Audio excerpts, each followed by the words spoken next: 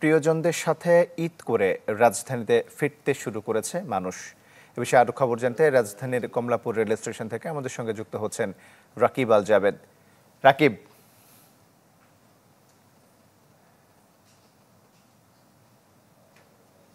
তারাই কিন্তু আবার কর্ম এবং জীবিকার তাগিদে আস্তে আস্তে রাজধানীতে অর্থাৎ ঢাকায় ব্যাক করতে শুরু করেছেন।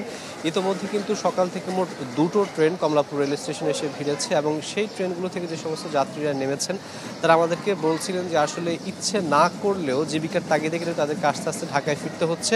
অর্থাৎ বেসরকারি চাকরিজীবী যারা রয়েছেন 2 থেকে 3 দিন যারা ছুটি পেয়েছেন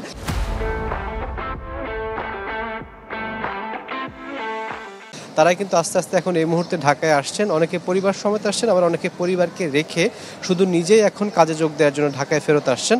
তবে তারা বলছিলেন যে আরও বেশ কয়েকদিন ছুটি পেলে, অর্থাৎ এই সপ্তাহটা যদি তারা ছুটি পেতেন তাহলে তাদের কাছে বেশ ভালো লাগতো।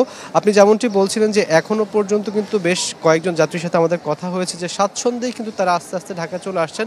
কোনো ধরনের শিডিউল বিপর্যয় বা কোনো ধরনের হয়রানির কথা কিন্তু এখনও পর্যন্ত আমাদেরকে কেউ বলেনি। আবার অনেক যাত্রী কিন্তু বেশ উৎসাহ নিয়ে আমাদেরকে বলছিলেন যে বিগত দিনে যখন তারা আসলে বাড়ি থেকে ফেরত আসতেন বা যেতেন, এই ধরনের ভালো পরিবেশ বা এই ধরনের যে শিডিউলের যেই সুশৃঙ্খল পরিবেশ তারা কিন্তু এর আগে কখনো দেখেননি। তাদেরকে আগে একটা সময় যেখানে ঘন্টার পর ঘন্টা অপেক্ষা করতে হতো, বসে থাকতে হতো, সেই জিনিসটা কিন্তু একেবারে ব্যতিক্রম। এবার এই ধরনের কোনো সমস্যার সম্মুখীন তারা হননি।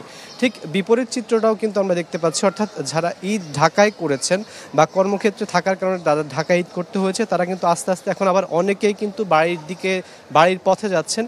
এই মাত্র কিন্তু মহানগর প্রভাতী যে ট্রেনটি সেটি কিন্তু আসলে চট্টগ্রামের উদ্দেশ্যে যাত্রা শুরু করেছে। এখানকার যে সমস্ত প্ল্যাটফর্মে যাত্রীরা রয়েছেন তারা বলছেন কোনো ধরনের শিডিউল বিপর্যয় বা টিকিট নিয়ে কোনো ধরনের কোনো ভোগান্তি কিংবা কোনো ধরনের কালোবাজারির সম্মুখীন তারা হয়নি। তারা প্রত্যাশা করছেন তারা ঠিক যেইভাবে ফেরত যাচ্ছেন আসার সময়ও ঠিক তারা সেই একইভাবে অনেকটা তারা প্রাণবন্তভাবে, অনেকটা কোনো ধরনের ঝামেলা মুক্তভাবে তারা হচ্ছে আবার ঢাকায় ফেরত আসবেন, এই ধরনের প্রত্যাশাই তারা করছেন।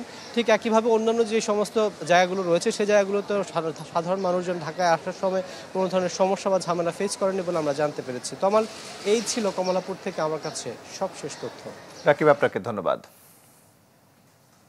কমলাপুর রেল স্টেশন থেকে আমাদের সঙ্গে যুক্ত হয়েছিলেন রাকিব আল জাবেদ।